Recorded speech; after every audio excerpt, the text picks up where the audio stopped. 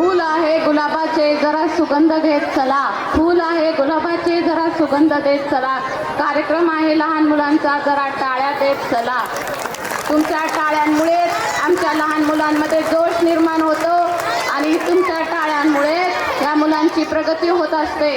त्यामुळे तुम्ही केलेलं कौतुक हे अनमोल असतं.